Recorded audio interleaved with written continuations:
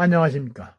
오늘은 딥페이크 영상 대책 시급하다라는 제목으로 말씀을 드리겠습니다. 제22대 국회의원 선거가 한 달 앞으로 다가왔습니다. 여야 모두 사력을 다해 선거전에 임하고 있습니다. 선거 캠페인은 총칼만 안 들었지 이기기 위한 모든 수단을 총동원하는 전쟁이 돼버린 것 같습니다. 캠페인이라는 용어는 원래 전투 또는 전쟁터라는 의미를 갖고 있습니다.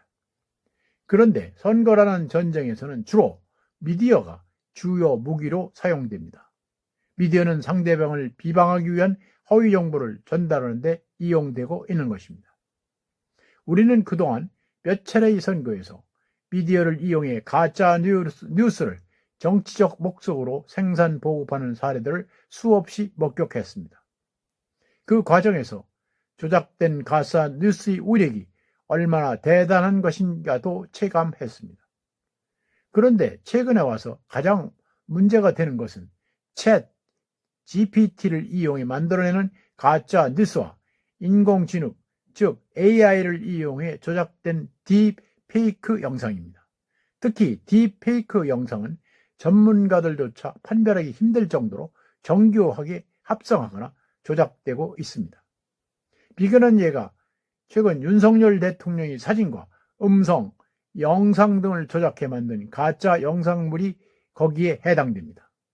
윤 대통령의 사진과 음성, 영상 등을 조작해 만든 이 가짜 영상은 46초가량으로 윤석열 대통령의 양심 고백이라는 제목으로 되어 있습니다.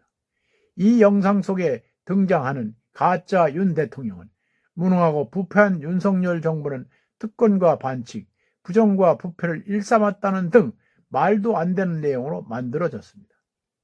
이것만 봐도 정치적 사활이 걸린 선거전에서 딥페이크 영상이 창궐하게 되리라는 것은 불을 보듯 뻔합니다. 실제로 선관위는 지난달 29일부터 지난 16일까지 딥페이크를 활용한 선거운동으로 공직선거법 위반 회시물이 129건이나 된다고 발표했습니다. AI로 합성한 딥페이크 영상은 완전히 적발 규제하기가 어렵습니다. 그나마 조기에 적발의 확산을 최소화할 수 있는 방법은 기술적 대응을 하는 것입니다. 아마존이나 구글 같은 빅테크 기업들이 AI 기반적 사용 방지 기술 협약을 체결하고 딥페이크 영상이 확인되면 해당 동영상에 붉은색 라벨을 부착해 참여한 플랫폼들이 공유토록 한 것은 약간의 효과를 기대할 수는 있을 것입니다. 하지만 우리 기업들은 신고가 들어오면 사후에 처리한다는 소극적 입장인 모양입니다. 더욱이 일부 매체에서 사실과 다른 허위 조작 영상을 풍자 영상으로 규정하거나 가상 표시가 있어 괜찮다고 보도하는 것은 잘못입니다.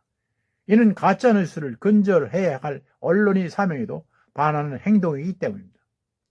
선거 기간에 나도는 딥페이크 영상이 특히 문제가 되는 것은 선거의 특수성 때문입니다. 온라인을 통해 순식간에 확산되는 딥페이크 영상은 그 진위가 가려지기 전에 투표에 영향을 미칠 수 있는 것입니다. 그래서 조기 확인과 확산 예방이 매우 중요합니다. 선거가 끝난 이후에 딥페이크라는 사실이 확인되더라도 왜곡된 선거 결과를 되돌릴 수가 없기 때문입니다. 투표일이 가까워질수록 가짜 뉴스에 대한 우려는 더욱 커집니다. 그럼에도 불구하고 완벽하게 예방 처리할 수 있는 기술적, 법적 대응책이 마땅치 않은 상태에서 걱정 또한 많은 게 사실입니다.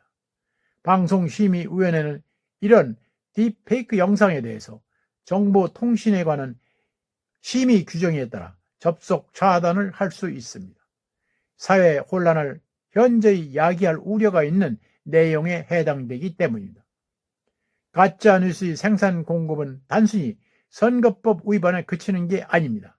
그것은 민주주의의 근간을 흔드는 반민주주의 범죄입니다. 따라서 강력한 법적 제재가 필요합니다. 정부와 사업자 그리고 이용자들은 철저한 감시와 차단, 삭제하는 일에 적극적으로 나서야 할 것입니다.